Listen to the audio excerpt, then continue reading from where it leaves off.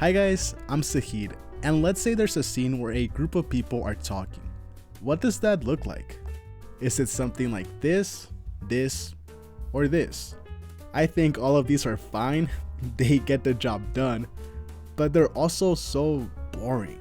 It's like a lot of films one sees today, not that I see very many, but to me they're what I call photographs of people talking, and bears no relation to the art of the cinema. So again, let's say there's a scene where a group of people are talking. What does that look like? So come on now, McCready. The Norwegians get hold of this, and they dig it up out of the ice. Yes, Gary, they dig it up, they cart it back. It gets thawed out. One of the defining aspects of the frame in film is its depth. Unlike theater, for example, which has to primarily be staged laterally and shallowly, cinematic staging can be deep and diagonal. People can be stacked on top of one another, resulting in visually dense and at times weirdly human compositions. Also, since in movies the only sideline is that of the camera, the positioning of the actors can be more fluid. Someone's distance from the lens becomes less of a hindrance and more of a tool to add visual interest. No drugs, no alcohol, nothing. A shot like this only works from this angle, so why not make the best of it? And there is no right number for stacking bodies either. It could be 2 people, 3, 4, 5, or 6. Now you. But maybe you don't need me to tell you any of this. I can flash any number of group shots from the thing and they all speak for themselves. They're beaming with personality and you can feel the thought and care that went into them. Even the most mundane scenarios don't have to be filmed using generic standard coverage. Sometimes a simple approach is all that's needed to help achieve a distinct visual style. Okay, but aside from getting some great looking shots, there are other uses to layering bodies. So here are 4 benefits that I want to share.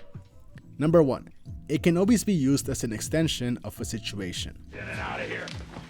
Notice how much you can tell about what's going on in this scene purely based on the grouping and positioning of the actors. Gary is closest to the camera and furthest from everyone else since he holds the most power. Childs and the other man are helplessly huddled together, but McCready is placed right in between everyone. So when I cut to the aftermath, we don't feel lost. Number 2, it can establish a character and communicate evolving relationships. Tries to wake me. McCready is the ringleader, which is shown through his always being placed in front of everyone else, either centered or leading the group.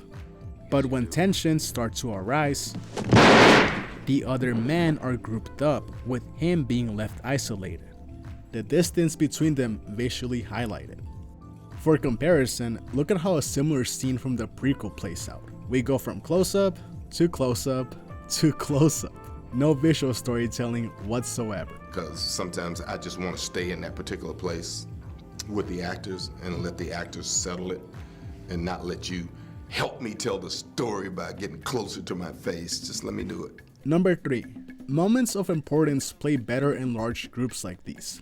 It's a great way of creating meaning out of the composition of the actors. If something pivotal to the story is happening, then put everyone as close to it as possible. Where's Clark? Right here. I think that's a large part of the reason why Blair's speech works so well. Since everyone surrounds him the entire time, there is no need for any cuts. Finish what? Finish imitating these dogs. And the reactions of the others only add to the intensity of what he's saying.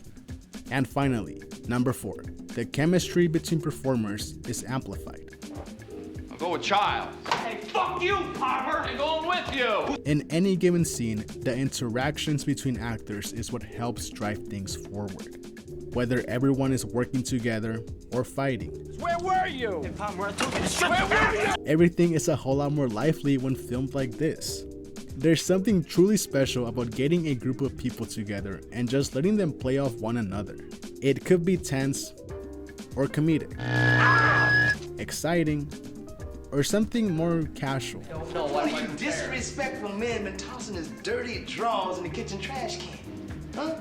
One of the things I admire about a great work is that even if it's flawed, that the director is completely in control of it, and it is he directs the film or tells the story with a great deal of authority.